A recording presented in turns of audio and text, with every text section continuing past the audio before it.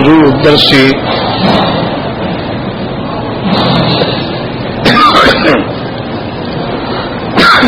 في قصة سيدنا موسى عليه السلام وما فيها من العبر والحكم، سورة المائدہ، تفسیر ابن کثیر۔ الحمد للہ رب العالمین والصلاة والسلام على اشرف الانبیاء وسید المرسلین سیدنا محمد وعلى آلہ واصحابہ اجمعین۔ اللهم صل على سيدنا محمد وعلى آل سيدنا محمد كما صليت على إبراهيم وعلى آل إبراهيم في العالمين إنك حميد مجيد۔ أعوذ بالله من الشيطان الرجيم، بسم الله الرحمن الرحيم۔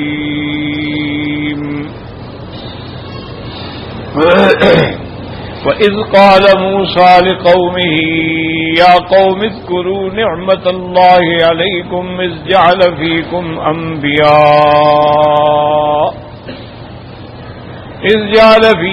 أَنْبِيَاءَ وَجَعَلَكُمْ مُلُوكًا وَآتَاكُمْ مَا لَمْ يُؤْتِ أَحَدًا مِنَ الْعَالَمِينَ۔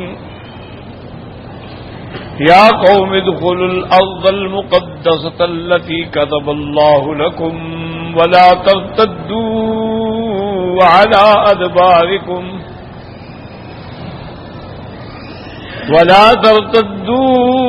على أدباركم فتنقلبوا خاسرين۔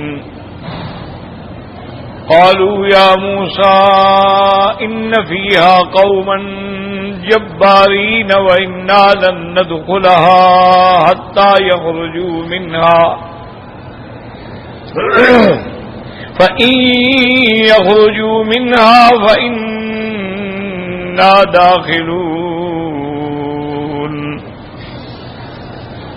قال رجلان من الذين يخافون أنعم الله عليهم ادخلوا عليهم الباب فَإِذَا دَخَلْتُمُوهُ فَإِنَّكُمْ غَالِبُونَ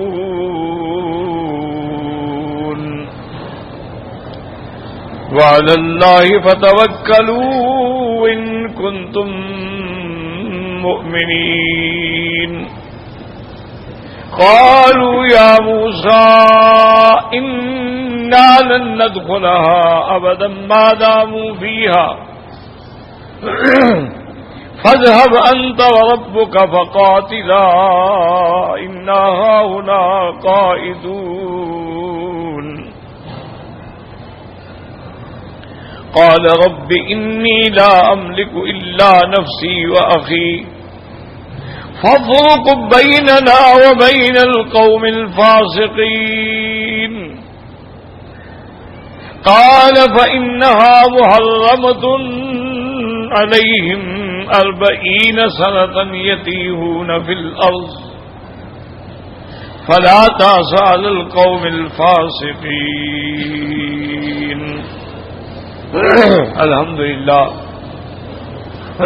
انبیاء علیہم الصلاۃ والسلام کے مبارک قصص میں سے سیدنا آدم علیہ السلام، سیدنا ابراہیم علیہ السلام، سیدنا عیسیٰ علیہ السلام کے مفصل واقعات جو تھے دروس ماضیہ میں ہم نے ذکر کیے ہیں، اور میں نے عرض کیا تھا کہ قرآن میں جتنے واقعات ہیں، قصص ہیں، انبیاء کے ہیں یا اقوام سالفہ کے ہیں جو پہلی قومیں گزر چکی ہیں ان کے بارے میں ہیں، قوم عاد ہے، قوم سمود ہے، قوم لوط ہے، قوم فرعون، ان سارے واقعات میں بہت بڑی عبرتیں ہیں، حکمتیں ہیں، اور امت محمد مصطفیٰ صلی اللہ علیہ وسلم کے لیے اس میں موعظہ بھی ہے، عبرت بھی ہے، تنبیہ بھی ہے، ہدایت بھی ہے، رحمت بھی ہے کہ ان قوموں کے حال کو سامنے رکھو اور غور کرو کہ ان پر کیوں اللہ کے عذاب۔ تو جب ان پہ آپ غور کریں گے تو صاف بات ہے کہ آپ کو سمجھ آئے گا کہ اللہ کسی قوم پر اس کے گناہوں اور اس کے ظلم و زیادتی کے بغیر عذاب نہیں کرتا، اور پھر مہلت دیتے ہیں مہلت جب قومیں حد سے گزر جاتی ہیں پھر اللہ کا عذاب آتا ہے، اور اللہ کے عذاب جو ہے پھر مختلف شکلوں میں ہوتے ہیں، کبھی طوفان کا عذاب آ گیا، کبھی بارشوں کا عذاب آ گیا، کبھی ہواؤں کا عذاب آ گیا، کبھی زلزلوں کا عذاب آ گیا، کبھی خصم کا عذاب آ گیا، کبھی مسخ کا عذاب آ گیا، کبھی غرق کا عذاب آ گیا، کبھی پتھر برسانے کا کئی انواع ان میں نظر۔ اس لیے میں نے سارے واقعات بیان کیے کہ ان میں سب سے بڑی بات جو ہے وہ دلیل صداقت نبوت حضرت محمد مصطفیٰ صلی اللہ علیہ وسلم کہ اللہ کے پیغمبر جو مکے میں پیدا ہوئے ایک امی قوم میں پیدا ہوئے جو ان پڑھ قوم تھی، جاہل قوم تھی، جہاں کوئی مدرسہ نہیں، کوئی اسکول نہیں، کوئی کالج نہیں، کوئی یونیورسٹی نہیں، کوئی تعلیم نہیں، تعلیم کا ذوق ہی نہیں ہے، اور وہاں ایک نبی پیدا ہوتا ہے اور زمانے ماضی کی خبر دے رہا ہے، تو صاف بات ہے کہ اس کا اللہ کے ساتھ تعلق، اللہ کے وحی کا تعلق ہے، وہ سچا نبی، اور پھر جو خبر دیتا ہے وہ خبر بالکل صادق ہے، اس میں ایک ذرے کے برابر بھی غلطی نہیں۔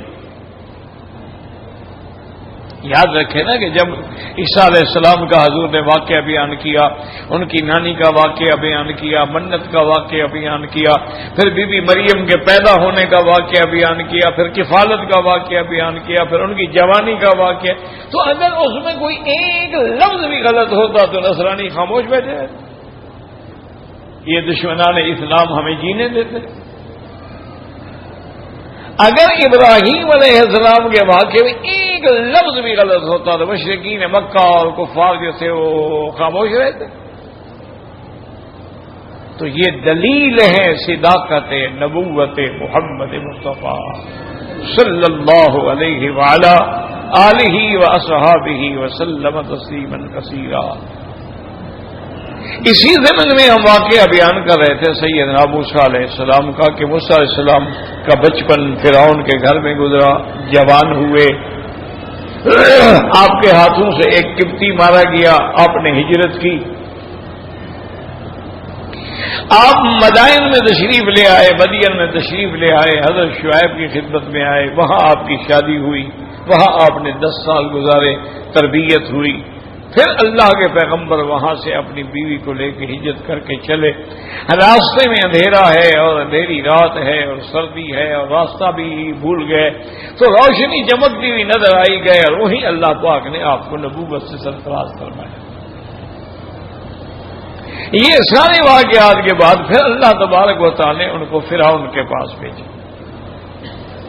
کہ جاؤ اور فرعون کو دعوت دو۔ اسی سے بات سمجھا کریں کہ اللہ تو جانتے تھے کہ فرعون کبھی ایمان نہیں لے آئے گا، پھر کیا ضرورت تھی بھیجنے کی؟ تو اس میں اشارہ ہے کہ کوئی ایمان لائے یا نہ لائے، تمہارا کام ہے تم دعوت دو،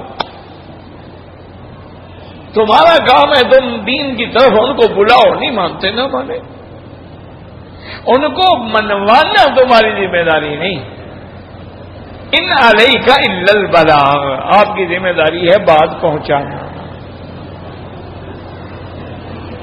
اس لیے اللہ نے اپنے پیغمبر کو بھی بتلا دیا، میرے محبوب آپ کیوں پریشان ہوتے ہیں؟ لست علیہم بمسیطر، ہم نے آپ کو ان کے اوپر کوئی دعویٰ نگران مقرر کیا، آپ نے دین پہنچا دیا، تبلیغ کر دی، دعوت دے دی، بس ختم۔ ان الینا ایابہم ثم ان علینا حساب، انہوں نے سب نے ہماری طرف آنا ہے، پھر ہم ان سے حساب لیں۔ حضرت موسیٰ علیہ السلام نے دعوت دی اور فرعون نے اس کو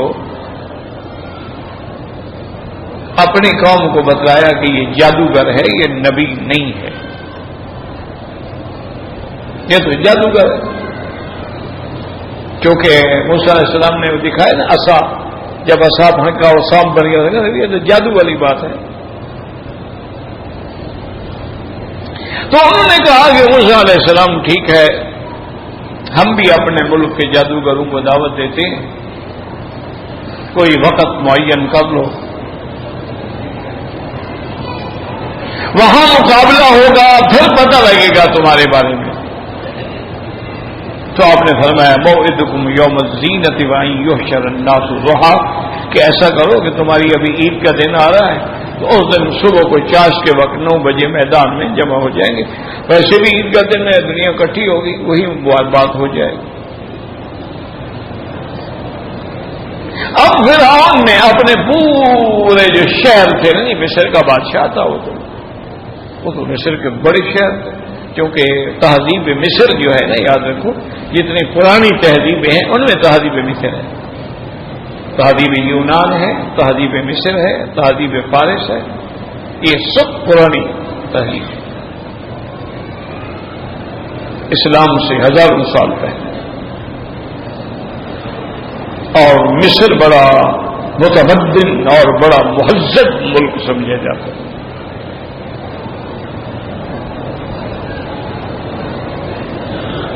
تو جب سارے مقابلے پر آ گئے، اب قرآن نے تو خیر یہ نہیں بتایا کہ وہ کتنے تھے، اسرائیلی روایات میں آتا ہے کہ وہ 70,000 کے قریب تھے۔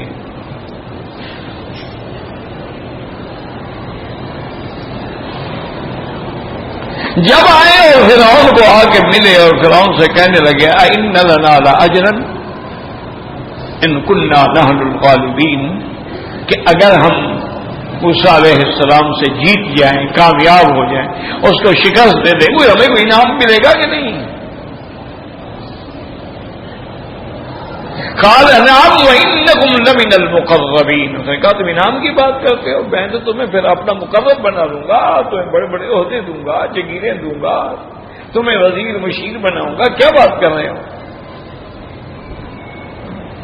تو اسی لیے علماء نے قرآن پاک کے ان آیات، اسی لیے یاد رکھو کہ قرآن ایک سمندر ہے، قیامت تک ایسے موتی نکلتے رہیں گے۔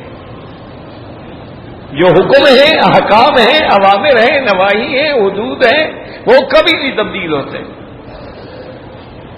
لیکن ایک ہوتا ہے کہ اس میں سے مزید موتی برآمد ہوں، یہ تو پھر قیامت تک علماء موتے لگاتے رہیں گے اور موتی نکالتے رہیں گے۔ علماء نے اسی سے استدلال کیا کہ بھئی تم نے اگر باطل جھوٹے مولوی اور پیر اور سچے مولوی اور پیر کا فرق دیکھنا ہو تو جو جھوٹا ہوگا اس کی نظر دولت پہ ہوگی، گاڑیاں اور جناب انتظامات اور اہتمامات اور دعوتیں اور بڑے بڑے پروٹوکول اور ہٹو بچو یہ سارے مسائل جو ہیں یہ باطل کی دلیل ہے، ان کی نظر دولت پہ ہوتی، اقتدار پہ ہوتی، اور جو اللہ والے ہیں وہ کہتے ہیں لا اسألکم علیہ اجرا، ہمیں کچھ نہیں چاہیے بھائی تم سے، ان اجریہ الا علی رب العالمین، ہمارا صلہ تو ہمیں اللہ نے دینا ہے، ہم نے تم سے کیا لینا ہے؟ بات سن لو، مان لو، تمہاری مرضی نہ مانو، ہمیں تمہیں کچھ نہیں چاہیے، نہ عہدہ، نہ کرسی، نہ دولت، نہ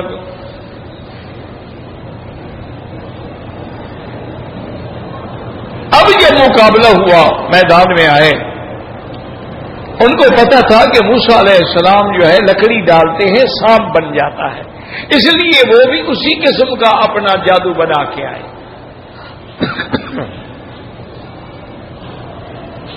اور ایک مسئلہ یہاں سمجھ رہے ہیں کہ بعض لوگوں نے جادو کا انکار کیا ہے کہ جادو دنیا میں نہیں ہوتی، غلط بات ہے، جادو ہے، جادو کا ذکر تو اللہ کے قرآن میں موجود ہے، یعلم الناس السحر، ہاروت و ماروت لوگوں کو جادو سکھلاتے تھے، اور جادو کا ذکر صحیح احادیث مبارکہ میں، سیاہ کی احادیث میں، بخاری مسلم میں موجود ہے کہ میرے آقا پہ رحمت دو جہاں پہ جادو کیا گیا، سرکار دو جہاں، رحمت دو جہاں سیدنا محمد مصطفیٰ صلی اللہ علیہ وسلم پر بھی ظالموں نے جادو کیا، اور جادو کرنے والا کون تھا؟ لبید ابن العاصم، یہودی تھا، پہلے اس کی لڑکیوں نے جادو کیا، وہ اتنا اثر نہیں ہوا، پھر لبید ابن العاصم نے خود جادو کیا تو حضور پہ اثر ہو گیا، کیونکہ حضور بشر ہیں، انسان ہیں، محمد ابن عبداللہ ہے، جیسے آپ کو بخار آتا ہے ایسے جادو کا اثر بھی ہو سکتا ہے، جیسے آپ کو چوٹ لگتی ہے، آپ زخمی ہوتے ہیں، آپ جہاد میں جاتے ہیں، آپ کے دندان مبارک شہید ہوتے ہیں، ایسے جادو کا اثر بھی ہوتا ہے۔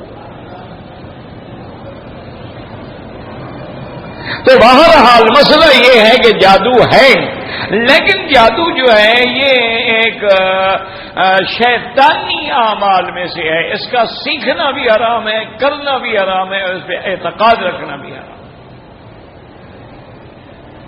بلکہ حضور پاک نبی رحمت دو عالم صلی اللہ علیہ وسلم کا فرمان ہے کہ من تسحر فقد کفر، جو آدمی جادو کرے اور جادو پہ عقیدہ رکھتا ہے وہ کافر ہے،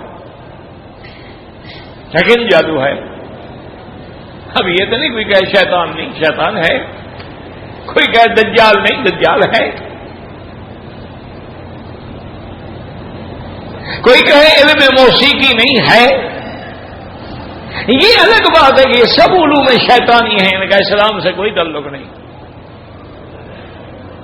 علوم رحمانی بھی ہوتے ہیں، علوم شیطانی بھی ہوتے ہیں۔ اب ناچنا جو ہر آدمی تو نہیں ناچ سکتا نا، علم ہے نا، سیکھنا پڑتا ہے، لیکن یہ شیطانی علوم۔ گانا ہر آدمی تو نہیں گا سکتا، اس کو کیا پتا بھی راگ رائم کیا ہوتا ہے، سر کیا ہوتے ہیں، لیکن یہ شیطان یہ نہیں کہ علم نہیں ہے، علم تو ہے۔ تو اسی لیے جادوگر جب آئے تو وہ وہی جادو بنا کے لے آئے اور کہ جو حضرت موسیٰ علیہ السلام کی لکڑی سے ظاہر ہوتا تھا، اور لیکن انہوں نے اصل میں اب یہ مسئلہ ہے کہ کیا جادو سے کسی چیز کی حیت بدل جاتی ہے؟ بعض علماء کہتے ہیں کہ ہاں بدل جاتی ہے۔ کہتے ہیں کہ حضرت کعب الاحبار فرماتے تھے کہ اگر اللہ نے مجھے یہ کلمات تعلیم نہ دیے ہوتے تو یہودی تو مجھے جادو کر کے گدھا بنا دیتے۔ اس کا مطلب ہے کہ تغیر ہو سکتا ہے کہ جادو کے ذریعے کسی کی شکل بدل جائے۔ ابھی بھی چند دنوں پہلے میں اخبار میں پڑھ رہا تھا کہ کسی گھر میں عورت تھی وہ جادوگرنی تھی، تو اہل حق کو پتہ لگا تو انہوں نے اس کے بارے میں نظر رکھی، تعاقب کیا، ڈھونڈا، تلاش کرتے رہے اور پتہ لگا کہ واقعتاً وہ عورت ہے اور جادوگرنی ہے اور لوگوں کو مختلف قسم کے جادو سکھا کے لوٹتی ہے۔ انہوں نے جا کے اس کو پکڑا تو وہ فوراً اپنی شکل تبدیل کر کے ایک پرندے کی شکل میں اڑ کے دوسرے مکان میں چلی گئی۔ لیکن وہ تو خیر مسلمان تھے، علماء تھے، علماء حق تھے، ان نے سورۃ البقرہ پڑھنی شروع کی، اب اس کی ساری چالیں ختم ہونی شروع ہوئی، پھر وہ دھڑم کر کے گری اور پکڑی گئی۔ جب سورۃ بقرہ پڑھیں گے تو شیطان کا دور تو ٹوٹ جائے گا نا، آخری صورتیں پڑھیں گے شیطان کا دور ٹوٹ جائے گا۔ سورۃ الجن کی پہلی 10 آیتیں جو ہے وہ پڑھ کے دم کرے، اگر کسی پہ جن ہے تو اسی وقت ٹوٹ جائے گا۔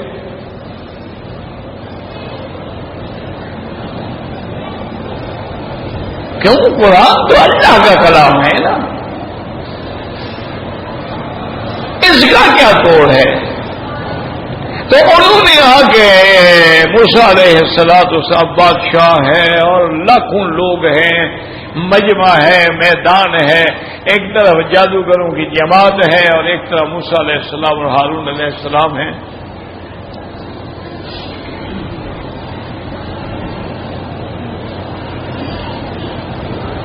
اب انہوں نے موسیٰ علیہ السلام سے درخواست، قالوا یا موسیٰ اما ان تلقی و اما نحن الملقین، انہوں نے درخواست کی کہ موسیٰ علیہ السلام کیا آپ پہلے اپنا قوت کا مظاہرہ کریں گے کہ ہم کریں؟ بعض علماء نے لکھا ہے کہ اس میں ایک لطیفہ ہے، نکتہ ہے کہ انہوں نے چونکہ پیغمبر کا ادب کیا نا کہ جی پہلے آپ، تو اللہ نے اس ادب کی وجہ سے ہدایت نصیب فرمائی۔ ادب کرو گے تو پا جاؤ گے اور بے ادبی کرو گے تو بے ادب محروم شدت فضل رب۔ ماں کا ادب، باپ کا ادب، استاد کا ادب، کعبہ شریف کا ادب، مدینہ منورہ کا ادب. آپ حیران ہوں گے کہ علماء، حالانکہ یہ کوئی مسئلہ نہیں ہے، لیکن ساری زندگی کبھی حضرت نانوتوی نے سبز بنات کا جوتا نہیں پہنا. اگر کوئی بنا کے لے بھی آتا کہتے بھائی مجھے شرم آتا ہے حضور کے روزے کا رنگ ہو اور میرے پاؤں میں ہو. حالانکہ کوئی مسئلہ نہیں ہے، رنگ ہے، لیکن ادب ہے. کبھی سبز رنگ کی چادر نہیں باندھی کہ حضور کا روزے کا رنگ ہو اور میں نیچے باندھوں اس کو. احتیاط، یہ ادب تھا، کوئی مسئلہ نہیں، یاد رکھو. لیکن یہ ادب بھی احادیث میں ہے کہ جیسے ایک آدمی نے عرض کیا تھا نا اپنے اللہ کے آگے، یا اللہ آپ جانتے ہیں میں اپنی والد کو دودھ پلاتا تھا، بکریاں لے کے آتا تھا، میں دودھ لے کے آیا تو والدین سو گئے تو میں ساری رات کھڑا رہا وہاں، بچوں کا بھی خیال نہیں کیا، بیوی کا بھی خیال نہیں کیا، اٹھیں گے پلاؤں گا، اٹھیں گے پلاؤں. صبح ہو گئی تو حالانکہ کوئی شریعت کا حکم تو نہیں، سو گئے تو واپس آ جاؤ. بھائی کوئی مسئلہ تو نہیں، اگر والدین سو جائیں تیرے بچے بھوکے مرتے رہیں، ان کو کھانا نہ دو، ان کو دودھ نہ دو، یہ کون سا مسئلہ ہے بھائی؟ واپس آ جاؤ، دروازہ کھلا ہے، نظر رکھو، جب اٹھیں گے دے دینا. لیکن انہوں نے کہا کہ نہیں، یہ ادب کے خلاف ہے. پہلے ماں باپ پئیں گے تو پھر اولاد پئیں گے. اسی کی وجہ سے اللہ پاک نے غار کا دروازہ کھول دیا. تو اصل بات جو ہے نا وہ ادب کی. اب یہ حکم نہیں تھا، مسئلہ نہیں تو سمجھا کرو. مسئلہ الگ ہوتا ہے، حکم الگ ہوتا ہے، ادب الگ ہوتا ہے.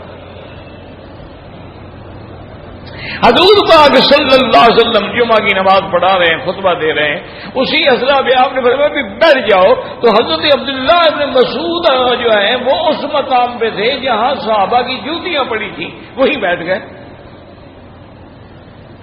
جلیل القدر صحابی ہے حضرت عبداللہ ابن مسعود رضی اللہ تعالی عنہ وارضاہ. اسی لیے میرے بعد مدنی پاک رحمت دو جہاں خوش ہو کے فرماتے تھے کہ بھی جس مسئلے پر مانا بھی ابھی عبداللہ ابن مسعود راضی ہو جائے میں بھی راضی، میرا خدا بھی راضی. اور یہ شرف فقہ حنفی والوں کو ہے، امام ابو حنیفہ کو ہے، ان کی ساری فقہ کی دار و مدار حضرت عبداللہ بن مسعود رضی اللہ. صحابہ سارے حق ہیں، میرے مدنی کے ستارے ہیں چمکنے والے جس سے روشنی حاصل کر لیں، لیکن انہوں نے عبداللہ بن مسعود سے لیا ہے. کسی نے عبداللہ بن عباس سے لیا، کسی نے عبداللہ بن عمر سے لیا، کسی نے عبداللہ بن عمرو سے لیا. لیکن امام صاحب نے تمام فقہی مسائل کی بنیاد جو ہے ان کا اصل جو ہے وہ عبداللہ بن مسعود ہے. اور عبداللہ بن مسعود نے کس سے لیا؟ حضرت محمد مصطفیٰ صلی اللہ علیہ وسلم. یہ بڑی خوش نصیبی کی بات ہوتی ہے کہ اتنی بنیاد مضبوط. اب انہوں نے حضرت موسیٰ علیہ السلام فرمایا کہ نہیں بل القوا، بھائی تم دکھاؤ کیا چاہتے ہیں. اچھا فرمایا القوا، ڈالو. القاء کا معنی ہوتا ہے ڈالنا، پھینکنا. فالقل الواح کہ آپ نے تختیاں نیچے زمین پہ ڈال دی. القیت علیک محبتا منی، میں نے تیرے اوپر محبت ڈال دی کہ جو دیکھے وہ دیوانہ ہو جائے.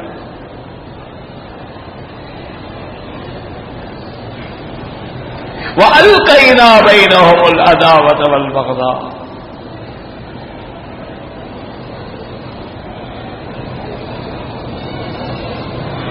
اب انہوں نے آپ نے مطلب اچھا اب اس پر بھی علماء نے مسائل لکھے ہیں کہ موسیٰ علیہ السلام تو نبی ہے، رسول ہے، وہ کیسے حکم دیتا ہے کہ اچھا جی جادو کرو دکھاؤ. علماء نے فرمایا انہوں نے حکم دیا باطل کرنے کے لیے. حکم اس لیے نہیں دیا کہ جادو کو ثابت کرے، انہوں نے کہا یہ ڈالیں گے تو باطل ہوگا نا.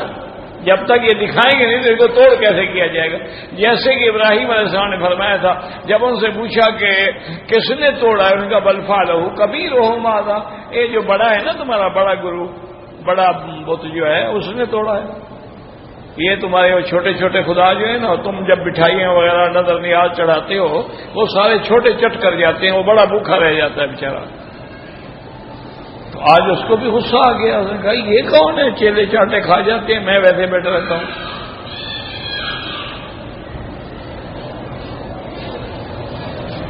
تو اس کو غصہ آ گیا، اس نے دیکھا اسے توڑ پھوڑ کے رکھ دیا، آخر وہ بڑا تھا اور تم نے خود دیکھا ہے۔ اچھا آپ نے کہا چلو میری بات تو خیر تم نہیں مانو گے، فسألوہم، ایسا کرو کہ وہاں زخمی ابھی پڑے ہوئے سارے تو نہیں مر گئے نا، کسی کی ٹانگ کٹی ہے، کسی کا بازو کٹا ہے، کسی کا کچھ ہے کچھ ہے، فسألوہم، ان سب سے جا کے پوچھے یار تمہیں کس نے مارا ہے، ان سے نزا کا بیان لے لو۔ اور نزا کا بیان جو ہے وہ تو حتمی ہوتا ہے نا کہ جب مرنے والا کہے کہ مجھے فلاں نے مارا ہے۔ کہنے لگے بھی ابراہیم علیہ السلام کی بات تو ٹھیک ہے، ہمیں پہلے اپنے زخمیوں سے تو تحقیق کرنی چاہیے نا بھی تمہیں مارا کس نے۔ پھر سوچ کر او یار بدبختو کیا کہہ رہے، وہ کو بولتے ہیں کہ ہم پوچھیں گے؟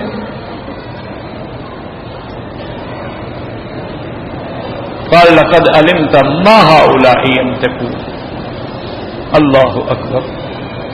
کہنے لگے ابراہیم علیہ السلام آپ جانتے ہیں ما هؤلاء یہ نہیں بولتے، قالوا فتعبدون من دون اللہ ما لا ينفعكم ولا يضركم۔ سبحان اللہ، یہ ہے امام الموحدین، ساری قوم مخالف ہے، اکیلا کھڑا ہے۔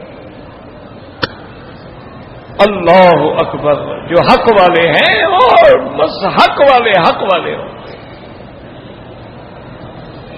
انا للہ و انا، آج کل تو ہم پتہ نہیں کہاں بھٹک گئے، مولوی بھی گئے اور پیر بھی گئے، اس گنگا میں سب بہہ گئے۔ کہنے لگا ان کی عبادت کرتے ہو جو نہ نفع دیں نہ نقصان دیں، اور یہ بھی نہیں بتلا سکتے کہ ہمیں مارنے والا کون ہے۔ اف لکم ولما تعبدون من دون اللہ، ہے تم پر عقل ماری گئی ہے تمہاری، ان کی عبادت کرتے ہو نہ ایمان سے کہو اللہ کے کعبے میں بیٹھے ہو۔ یہ بات چھوڑو کہ مولوی مکی کہہ رہا ہے یا مولوی مدنی کہہ رہا ہے، تمہیں خدا اپنے گھر میں لایا ہے، باوضو بیٹھے ہو، خدا کا گھر ہے، نماز پڑھ چکے ہو، ایک نماز پڑھنی، انتظار میں بیٹھے ہو۔ ایمان سے کہو تم جب قبر پہ جاتے ہو تمہارے ساتھ بولتے ہیں قبروں والے، تمہیں بتاتے ہیں کہ غلاف کون ڈال گیا، تمہیں بتاتے ہیں کہ آج کتنی دیگیں میری مزار میں تقسیم ہوئی ہیں، تمہیں بتاتے ہیں کہ میں آج میری قبر کو غسل دیا گیا ہے اور غسل دینے والے کو بولتے ہیں۔ اچھا کوئی اپنے گھر کی بات بتاتے نہیں، ذرا میرے گھر کا تو خیال کیا کرو، میری بیوی بچوں کے پاس پیسے شیسے بھی ہیں کہ نہیں ہیں، کبھی بات کی ہے؟ تو تم کیسے ان کے سجدے کر رہے ہو، منتیں مانگ رہے ہو، نظر دے رہے ہو، نیاز دے رہے ہو، ہاتھ باندھ کے کھڑے ہو؟ اتنا کعبے کا ادب نہیں جتنا پیر کی قبر کا ادب ہے۔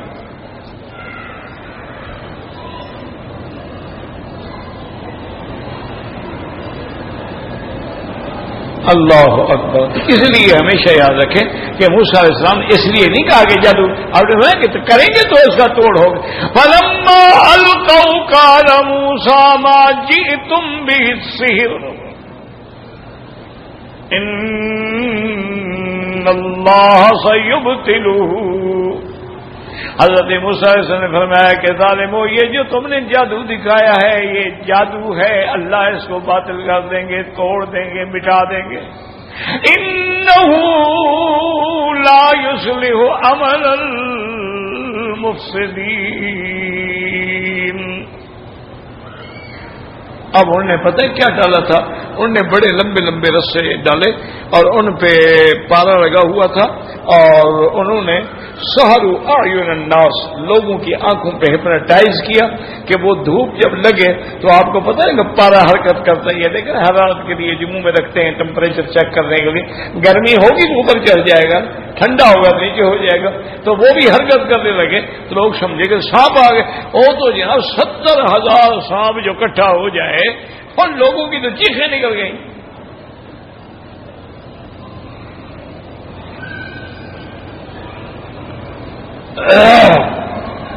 اور مرزا جہاں باز ہوتے تھے نا، اللہ ان کی قبر پہ رحمت کرے، بڑا اچھے دوست تھے. ختم نبوت کے لیے ساری زندگی قربان کی، جیلیں کاٹی، تکلیفیں برداشت کی، اللہ کے دین کے لیے، اقتدار کے لیے نہیں.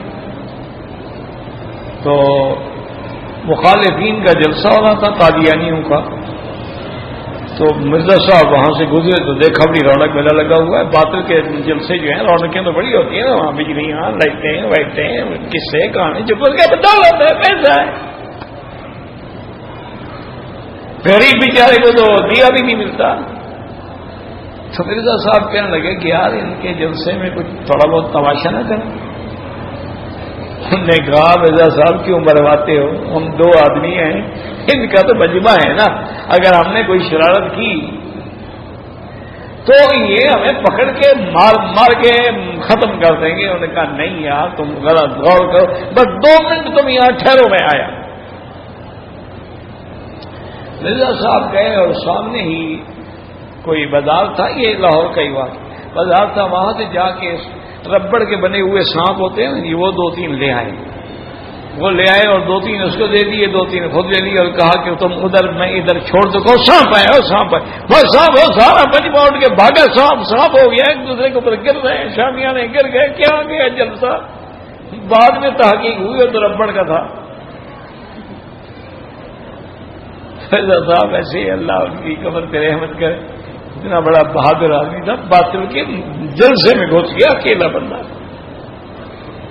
میں نے کہا مرزا صاحب کو مار کھانے کا کہہ رہے نہیں بھائی، مار کیا کھانی تھی، ہم نے سوچ لیا تھا کہ کہاں سے نکلنا ہے کہاں سے بھاگنا ہے، بس ہم نے اپنا تماشا دکھایا بھاگ گئے. تو اب جب انہوں نے ڈالا تو قرآن کی ایک آیت میں یہ بھی آتا ہے کہ موسیٰ علیہ السلام تھوڑا سا گھبرا. پیغمبر ہے لیکن انسان ہے، فطرت انسانی کا تقاضا تو ہے نا کہ ڈر ہوتا ہے، خوف ہوتا ہے، تکلیف ہوتی ہے.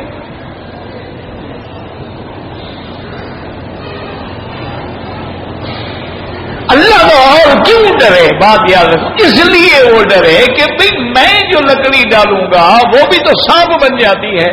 انہوں نے بھی سانپ بنا کے دکھا دیے، پھر میرے اور ان کے مجھ فرق تو نہیں رہے گا نا، اس لیے ڈرے. بات سمجھ رہے ہو کہ بھئی میں جب لکڑی ڈالوں گا سانپ بن گئی، انہوں نے بھی تو سانپ بنا کے دکھا دیے نا، تو لوگ کہیں گے پھر ان کا اور ان کا فرق کیا ہے، پھر حق اور باطل کا نکھار کیسے ہوگا. اس لیے موسیٰ علیہ السلام گھبرا گئے. اللہ اوحینا الی موسیٰ ان القی عصاک، اللہ نے فرمایا پھر ہم نے وحی کی. موسیٰ گھبراتے کیوں ہو، لکڑی ڈالو تو صحیح تم. فَإِذَا هِيَ تَلْقَفُ مَا يَأْفِكُونَ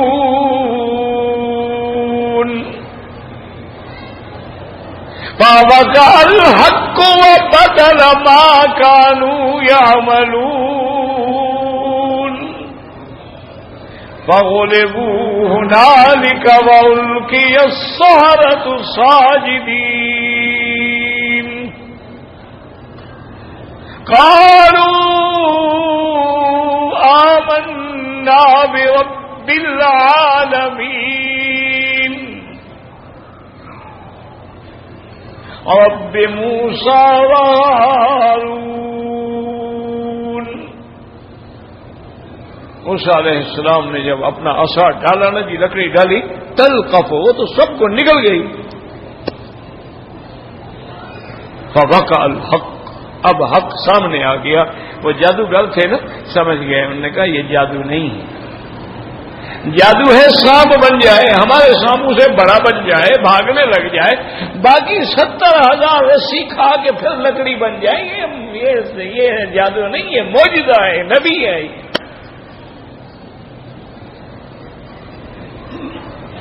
اسی لیے علماء کہتے ہیں علم ہوتا ہے، الکل شیء شیء والجہل لیس بشیء، جہل کچھ نہیں ہوتا، علم چاہے باطل بھی ہو لیکن اس سے بھی پیدا ہوتا ہے۔ ان کو جادو کا علم تھا، سمجھ گئے کہ یہ جادو نہیں ہے۔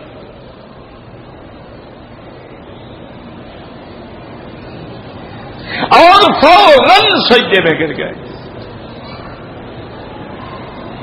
آمنا برب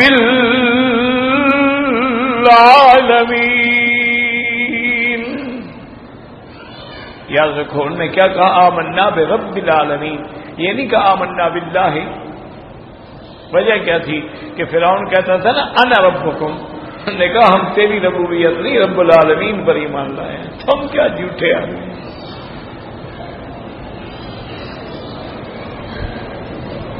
اللہ اکبر۔ تو حضرت موسیٰ علیہ السلام پر ایمان لانے کے بعد اب فرعون کو جوش آیا، قال آمنتم لہ قبل ان آذن لکم، میرے حکم کے بغیر ایمان لائے ہو؟ انہ لکبیرکم الذی علمکم السحر، معلوم ہوتا ہے یہ تمہارا استاد ہے، اسی نے تمہیں جادو سکھایا تھا، اور آج تم سامنے آ کے استاد کے ہار گئے۔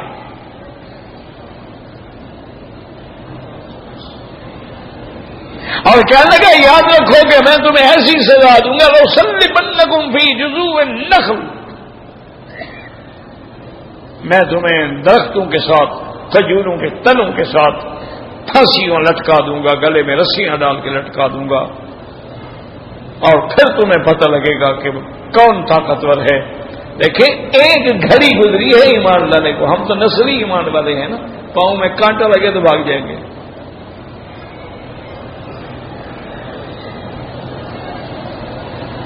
2 دن روٹی نہ ملے تو تیسرے دن تھی امان اللہ۔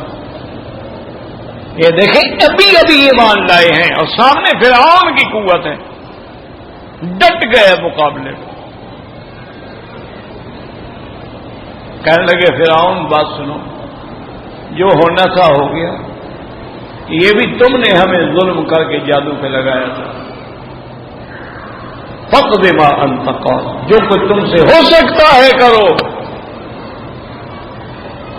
انما تقضی هذه الحیات الدنیا، تم ہمیں اس دنیا میں عذاب دو گے نا، دو جو دے سکتے ہو دو۔ وہ جیسے کسی نے کہا تھا نا کہ ادھر آؤ ظالم ہنر آزمائے، تو تیر آزما ہم جگر آزما، ہم نے کہا ہم کہاں جو کچھ کر سکتے ہیں، لیکن اب ہم ایمان اسلام دین نہیں چھوڑتے۔ تو یہ واقعات سارے ہو گئے۔ پھر اللہ پاک نے موسیٰ علیہ السلام کو حکم دیا، موسیٰ علیہ السلام بنو اسرائیل کو لے کے چلے، فرعون دریائے نیل میں جو مصر کے ساتھ کا دریا ہے اسی میں غرق ہوا۔ اور کتنا بڑا معجزہ ہے، کتنا بڑا معجزہ ہے کہ موسیٰ علیہ السلام نے فقط ایسے لکڑی ماری، وہ 12 دروازے بن گئے، درے بن گئے، 12 رستے بن گئے، سڑکیں بن گئی جی، ہر قبیلہ اپنے اپنے درے سے گزرے، اور دریا میں جا رہے ہیں، کوئی پانی نہیں، پاؤں بھی خشک جا رہے ہیں۔ گزر گئے، فرعون آیا پیچھے، اس نے بھی جلدی سے اپنا گھوڑا ڈالا، فوج نے بھی ڈالا، وزیر نے، انہوں نے کہا وہ گزر گئے ہم بھی گزر جائیں گے۔ اللہ نے حکم دیا دریا وہ تو میرے دوست تھا، اس کی جماعت تھی، یہ تو میرا دشمن ہے، اس کو سبق پڑھاؤ۔ دریا میں جوش آیا اور ایک ہی غوطہ لگا نا، ساری وہ ہوا شوا نکل گئی، اوپر سے بھی نیچے سے بھی سب ہوا نکل گئی، ایک غوطے نے کام کر دیا، ایک غوطے نے۔ اور منہ جب نکلا نا پانی سے تو کہنے لگا آمنت برب موسیٰ وہارون، یا اللہ میں ایمان لایا۔ اللہ نے فرمایا اللہ اب ایمان لا رہے بدبخت، جب عذاب نازل ہو گیا، جب عذاب آ جائے پھر ایمان کا اعتبار نہیں ہوتا۔ جب آدمی موت کے قریب آ جائے، غرغرہ لگ جائے، تو پھر ایمان یا توبہ کا اعتبار نہیں ہوتا، اس سے پہلے ہونی چاہیے۔ فَالْيَوْمَ نُنَجِّيكَ بِبَدَنِكَ، اور ظالم فرعون، ہم تیرے جسد کو قیامت تک کے لیے نمونہ بنا دیں گے، اور پتھر بن کے دریا کے کنارے پہ آ گیا، اور آج بھی وہ میوزیم میں موجود ہے، اہرام مصر میں جا کے دیکھ سکتے ہیں۔ موسیٰ علیہ السلام گزر گئے، لیکن عجیب قوم، موسیٰ علیہ السلام کی قوم کے حالات دیکھو، ہم اپنی قوم کو اب جب دریا سے بھی گزر گئے، معجزہ بھی دیکھ لیا، کامیاب بھی ہو گئے، دشمن بھی مارا گیا، آگے گئے تو دیکھا کہ کچھ لوگ جو ہیں نا جی، وہ بت بنا کے اس کی پوجا کر رہے ہیں، کہنے لگے اجعل لنا الہا، موسیٰ علیہ السلام ہمیں بھی کوئی ایسا چھوٹا موٹا خدا بنا دو نا۔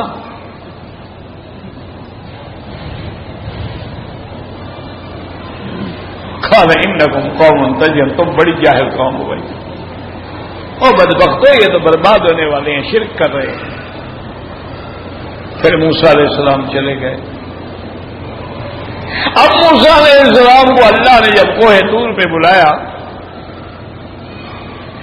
اور حکم دیا کہ وَوَعَدْنَاهَا مُوسَىٰ 30 لَيْلَةً، کہ اگر 30 دن کا روزہ بھی رکھیں اور 30 دن کے لیے اعتکاف بیٹھ کے اسی کوہ طور پہ انتظار کریں۔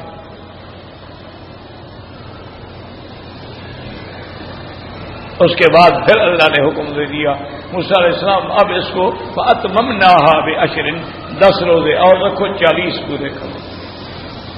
فَتَمَّ مِيقَاتُ رَبِّهِ 40 لَيْلَةً، اسی لیے بعض علماء کہتے ہیں، دیکھا نا، وہ کہتے ہیں جی 40 دن لگاؤ اللہ کے دین کے لیے، کہتے ہیں کوئی حکمت تو تھی، آخر موسیٰ علیہ السلام کو اللہ نے 40 راتیں کیوں بٹھایا؟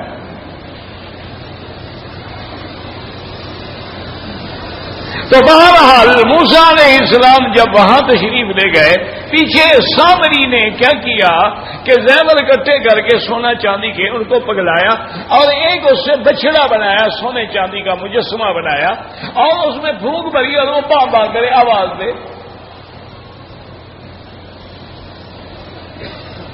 اب لوگ دوڑے آئے، یار سونے چاندی کا بنا وہ بچڑا کیسے بولتا ہے؟ انہوں نے پوچھا کیا؟ انہوں نے کہا آدھا الہ کو تمہارا خدا ہے، موسیٰ علیہ السلام کا بھی یہی خدا ہے، وہ بھول کے ادھر چلے گئے۔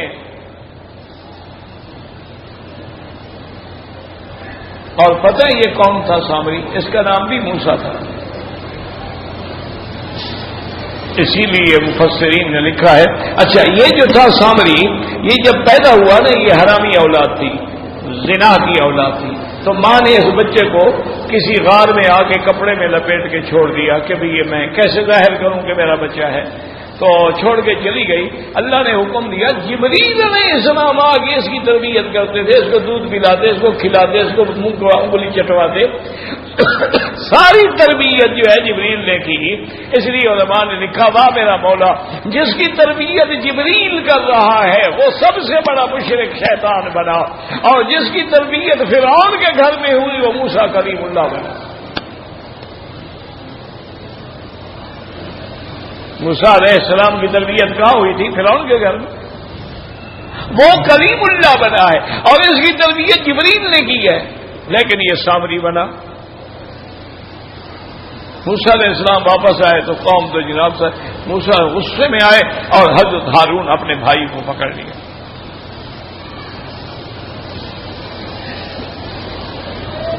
اور اتنے غصے میں آئے اللہ کی توحید کے لیے کہ میں نے اتنی محنت کر کے قوم کو بنایا، اور ایسی بگڑ گئی قوم یک دم، اور آپ لا تأخذ باللحیتی ولا براسی۔ حضرت ہارون نے کہا بھائی جان مہربانی کرو، میرے بال تو چھوڑو، میری داڑھی تو نہ پکڑو۔ اس سے پتہ لگا حضرت ہارون کی داڑھی لمبی تھی، اس لیے حضور فرماتے ہیں کہ معراج کی رات میں نے ہارون علیہ السلام کو دیکھا تو آپ کی داڑھی ناف تک تھی۔ حضرت سیدنا ابراہیم علیہ السلام کی داڑھی سینے تک تھی۔ سرکار دو عالم صلی اللہ علیہ وسلم کی داڑھی مبارک جو ہے یملا صدرہ سینے تک تھی.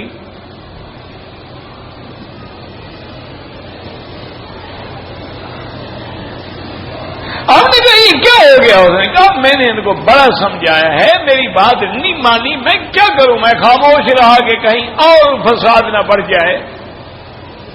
قال فما خطبك يا سامری، آپ نے بلایا سامنے، یہ تمہیں کیا ہوا؟ کیسے تم نے کر لیا کہ سونے چاندی کا ایک مجسمہ بنا کے اور اس میں آواز آ گئی؟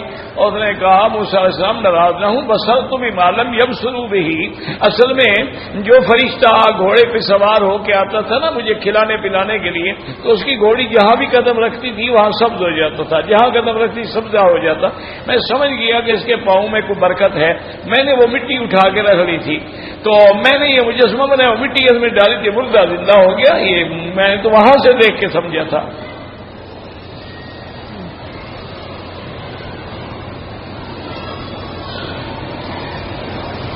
آپ نے حکم دیا فضحب، ہمیں نکل جاؤ اس قوم سے، اور تمہاری سزا یہ ہے کہ تم خود کہتے رہو گے او میرے قریب نہ ہو، میرے قریب نہ ہو، مجھے ہاتھ نہ لگانا، کیونکہ جو ہاتھ لگاتا تھا اس کو عذاب آ جاتا. یہ قوم نے سارے معجزات دیکھے، فرعون غرق ہو گیا، سامری برباد ہو گیا، باطل مٹ گیا، جادو ختم ہو گیا، صداقت حضرت موسیٰ علیہ السلام روز روشن کی طرح واضح ہو گئی. اب اللہ نے حکم دیا کہ موسیٰ علیہ السلام میری نعمتوں کا ذکر کریں، قوم کو یاد دلائیں، اور اب ان کو مصر سے لے کر ارض مقدسہ کی طرف چلیں جو اصل وطن ہے، تاکہ تم بھی وہاں جا کے داخل ہو جاؤ. اللہ سے دعا کریں اللہ ہمیں بھی زندگی میں مسجد اقصیٰ کے اندر پھر نماز پڑھنے کی توفیق عطا فرمائیں، اور یہودیت کے ظالم مانا شکنجے سے اللہ اپنے اس گھر کو آزاد فرمائے اور وہاں کے مسلمانوں کو آزاد فرمائے. یہ یہودی جال ہے جو پورے عالم اسلام میں مختلف رنگوں میں ڈالا جا رہا ہے. دعا کرو اللہ ان کے فتنوں سے محفوظ رکھے.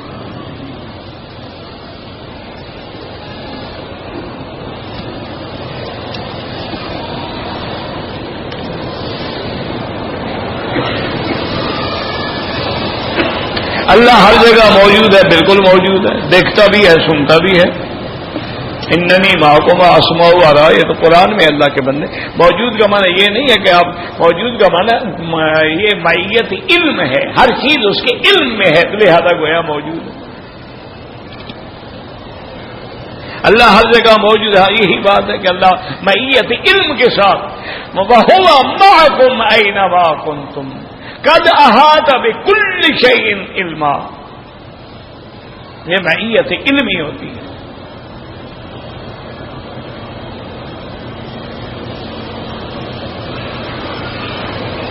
ایک آدمی نماز نہیں پڑھتا، اس کو نماز کا کہتے ہیں تو وہ کہتا ہے کہ اللہ 9 قتل پتہ نہیں کیا، اللہ معاف کر. بالکل اللہ معاف کرنے والا ہے کہ اللہ عذاب دینے والا نہیں ہے، سریع الحساب نہیں ہے، عزیز انتقام نہیں ہے. یہ کیا بات ہے کہ اللہ معاف کرنے والا ہے، لہٰذا نماز پڑھ رہے لوگ اللہ معاف کرنے والا ہے. تم نافرمان بنو اللہ معاف کرنے والا ہے.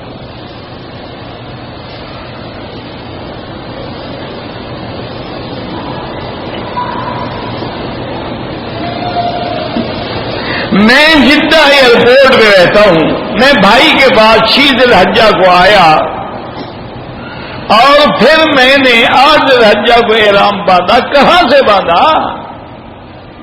اگر حرم میں باندھا تو دم پڑ گئی، اگر جدے جا کے باندھا یا مسجد عائشہ سے جا کے باندھا تو ٹھیک ہے، کیونکہ آپ حرم سے باہر رہنے والے ہیں، آپ حرم کے رہنے والے نہیں ہیں، آپ جدہ کے رہنے والے ہیں. جدہ ہل میں ہے، حرم میں نہیں ہے. جو مکے کے حدود حرم میں رہتے ہیں وہ حج کا احرام اپنے گھر سے باندھیں گے، جو باہر ہے وہ باہر سے باندھیں گے.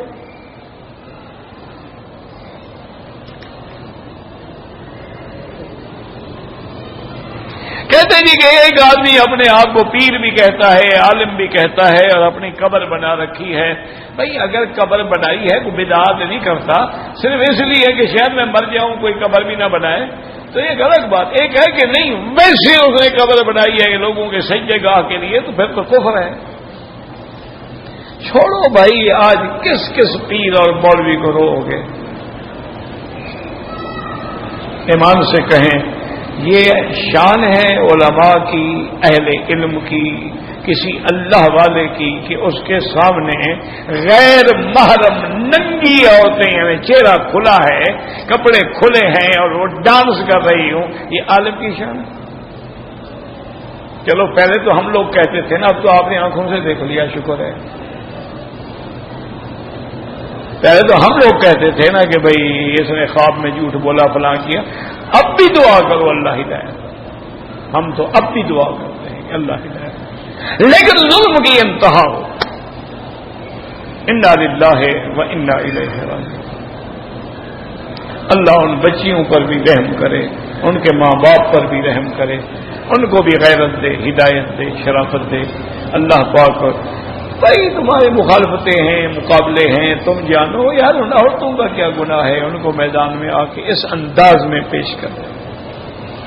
ہمیں کسی سیاست سے، کسی پارٹی سے، کسی جماعت سے الحمدللہ کوئی تعلق نہیں، لیکن جو عالم بن کے ایسا ظلم کرے دکھ تو ہوتا ہے، لیکن پھر بھی ہم دعا کرتے ہیں، بد دعا نہیں کرتے۔ ایک کعبہ اللہ کا گھر ہے، یہاں بد دعا نہیں کی، یہاں دعا کیا۔ یہ مرکز ہدایت، شاید اللہ اس کو ہدایت دے دے، اللہ کام لے لے۔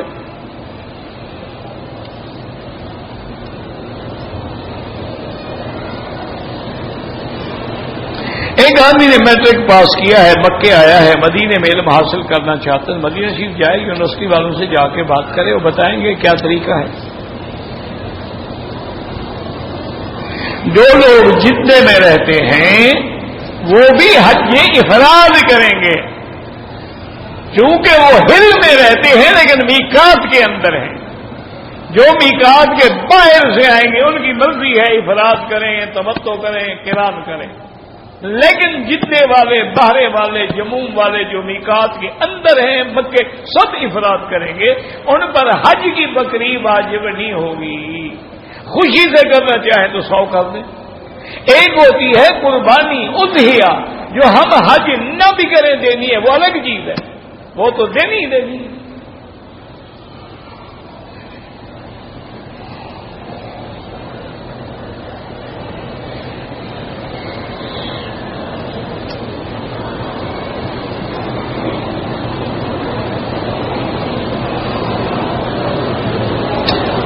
جب قیام کی طرف، رکوع کی طرف پہلے اللہ بولے پھر اکبر بولے، یہ چکر میں نہ پڑو، بس اللہ اکبر رکوع میں چلے جاؤ۔ اللہ علیحدہ کرو گے، اکبر علیحدہ کرو گے، کچھ بھی نہیں ہوگا، نماز ہی نہیں ہوگی۔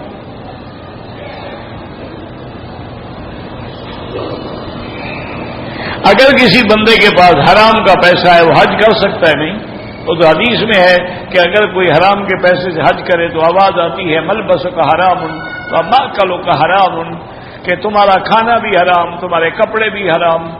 حج کا فرمایا لا لبیک ولا سعدیک حج کا مردود علیک، تمہارا حج تمہارے اوپر مردود ہے، اللہ قبول نہیں کرتے حرام کے پیسے سے حج۔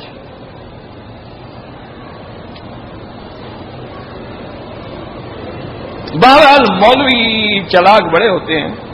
کسی مولوی سے کسی نے جا کے یہ مسئلہ پوچھا جو آپ نے مجھ سے پوچھا ہے،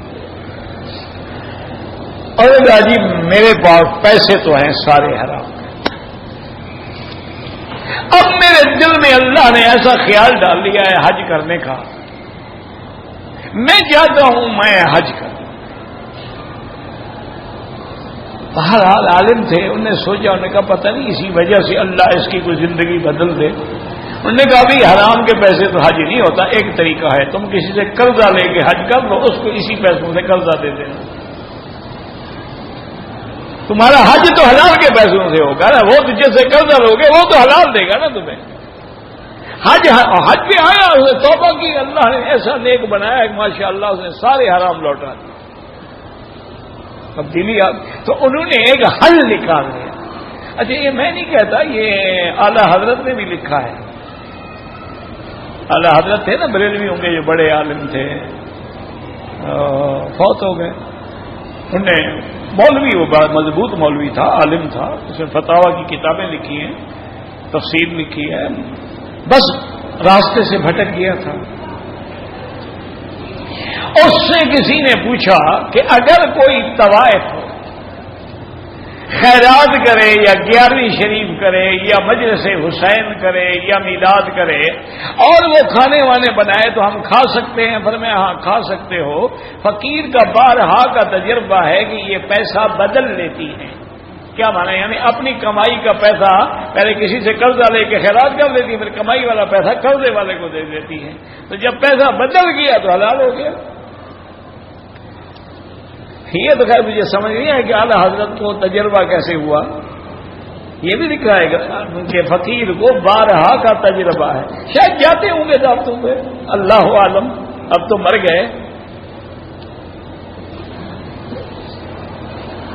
میری عمر 26 سال ہے اور بالوں میں سفیدی آ گئی ہے، تو مہندی شندی لگاؤ، ضروری کالا رنگ لگانا ہے۔ حضرت فاطمہ کا جنازہ کس نے پڑھایا تھا؟ حضرت ابو بکر نے۔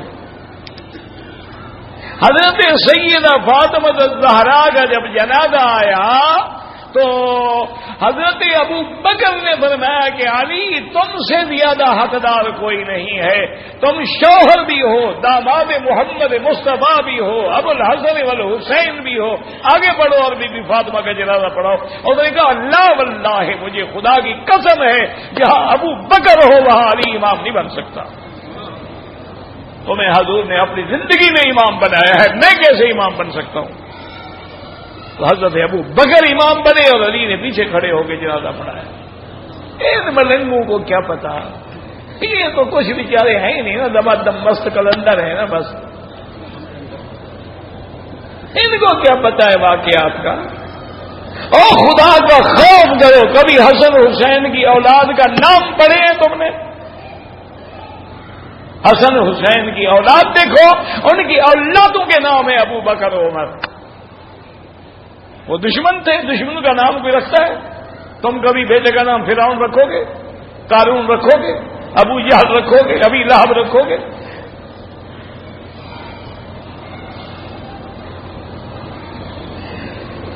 میں اگر یہاں ملازم ہوں سعودی عرب میں اور فطرانہ دینا ہو، افضل یہ ہے کہ جہاں جس ملک میں روزہ رکھا جائے اسی ملک میں فطرانہ دیا جائے۔ اگر دوسرا ملک زیادہ محتاج ہے، زیادہ غریب ہے، جیسے فلسطین کا حشر ہو رہا ہے، یا کسی ملک میں زلزلہ آ جاتا ہے وہاں بھیج سکتے ہیں، یا تیرے اپنے رشتہ دار بڑے غریب ہیں ان کو بھی بھیج سکتے ہو۔ جس عورت کی میت ہوتی ہے اس کا شوہر اپنی بیوی کے جنازے کو کندھا دے سکتے، تم دے سکتے ہو، شوہر نہیں دے سکتا، اچھی بات ہے۔ دیکھو کیسے شریف آدمی ہیں، بیوی کے کندھے کا مسئلہ پوچھ رہے ہیں، ننگی لڑکیاں سامنے نچوا رہے ہیں۔ واہ بھائی واہ، یہ مسلمان ہے، پتہ نہیں کیا بلا ہے۔ انا للہ و انا الیہ راجعون۔ خدا کے بدلے کیوں نہیں دے سکتا؟ عقل کی بات کرو، اس کی بیوی ہے، قیامت میں بھی اس کی بیوی ہے۔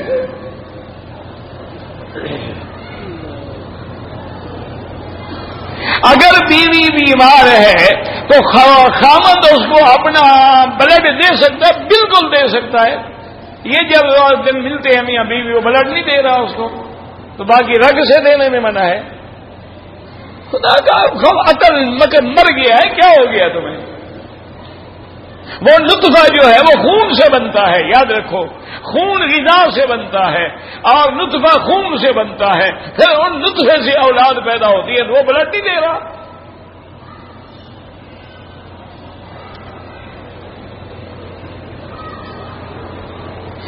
میں نے اپنی بیوی کو طلاق نہیں دینا چاہتا تھا، لیکن والدہ اور بھائیوں کے دباؤ ڈالنے پر والدہ کا لے کے دے دیا تو کام ہو گیا جناب۔ ہاں، اب اللہ کے ساتھ فراڈ نہ کرو۔ ایک طلاق دی، رجوع کرو، لے آؤ بیوی کو دوبارہ گھر۔ ہمارے گھر میں روزانہ جھگڑا رہتا ہے، یہ ہمارے گناہوں کی سزا ہے۔ اپنے گناہوں پہ غور کرو کہ کوئی گناہ ایسا ہے جو ہم سے ہوتا ہے اور جھگڑے ختم نہیں ہو رہے، اور اس سے توبہ کرو، سارے جھگڑے ختم ہو جائیں گے۔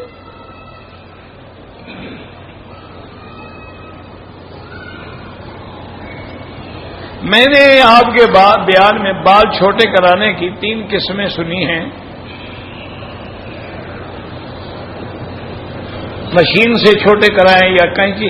اس زمانے میں مشین تھی، کینچی تو تھی نا، مشین سے کراؤ یا کینچی سے کراؤ، اس میں کیا فرق پڑتا ہے؟ اس زمانے میں جناب سائیکل تھا، موٹر تھی، بس تھی. آپ جو حج کرنے جاتے ہیں پھر تو حج بھی نہ ہوا نا. اس زمانے میں تو بس نہیں تھی، ایئر کنڈیشن نہیں تھا، خیمہ نہیں تھا. یہ کوئی عقل کرو، کیوں ایسے پاگل سوال کرتے ہو؟